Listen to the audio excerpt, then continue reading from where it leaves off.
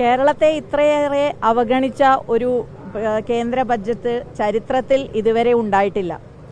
വലിയ വലിയ വാഗ്ദാനങ്ങളൊക്കെയാണ് കേരളത്തിൽ നിന്നുള്ള മന്ത്രിമാരുൾപ്പെടെയുള്ളവർ നൽകിയിരുന്നത്. പക്ഷേ ഒരു നിമിഷം പോലും ഇനി ഇത്രയേറെ കേരളത്തെ സമ്പൂർണ്ണമായി അവഗണിച്ച മന്ത്രിമാരായ കേരളത്തിൽ നിന്നുള്ള മന്ത്രിമാരായ ശ്രീ സുരേഷ് ഗോപിക്കും ശ്രീ ജോർജ് കുര്യനും ഒരു നിമിഷം പോലും ഇവിടെ മന്ത്രിയായി തുടരാൻ അവകാശമില്ല. അവർ രാജിവെച്ച് കേരളത്തിനോടൊപ്പം നിൽക്കണം എന്നുള്ളതാണ് പറയാനുള്ളത്. അതേപോലെ തന്നെ പാലും തേനും ഒഴുക്കും, കേരളത്തിൽ ഡബിൾ എഞ്ചിൻ സർക്കാർ വരും, കേരളത്തിൻ്റെ ബ്ലൂ പ്രിൻ്റ് തയ്യാറാണ് എന്നൊക്കെ അവകാശപ്പെട്ടിരുന്ന ശ്രീ രാജീവ് ചന്ദ്രശേഖരനും രാജിവെച്ച് ഇത്തരത്തിലുള്ള വാഗ്ദാനങ്ങളെല്ലാം പൊള്ളയായിരുന്നു എന്ന് അംഗീകരിക്കുന്നതായിരിക്കും നല്ലത്.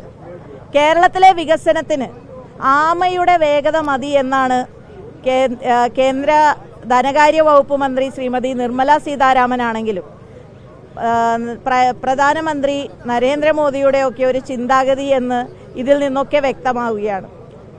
എയിംസും അതേപോലെ അതിവേഗ റെയിൽപാത ഉൾപ്പെടെ ഉള്ളതൊന്നും കേരളത്തിന് ലഭിച്ചില്ല എന്നുള്ളത് ഇത് നിരാശാജനകമാണ് എന്നുള്ളത് ഊട്ടിയുറപ്പിക്കുകയാണ്. സ്ത്രീകളെ സംബന്ധിച്ചിടത്തോളം സ്ത്രീ സുരക്ഷയ്ക്ക് വേണ്ടിയോ സ്ത്രീകളുടെ ഉന്നമനത്തിനു വേണ്ടിയോ ഈ ബഡ്ജറ്റിൽ ഒന്നും തന്നെ ഇല്ല എന്നുള്ളതും നിർമ്മല സീതാരാമൻ്റെ സ്ത്രീവിരുദ്ധ നിലപാടിനെതിരെയുള്ള പ്രതിഷേധം കൂടി ഈ അവസരത്തിൽ രേഖപ്പെടുത്തുകയാണ്.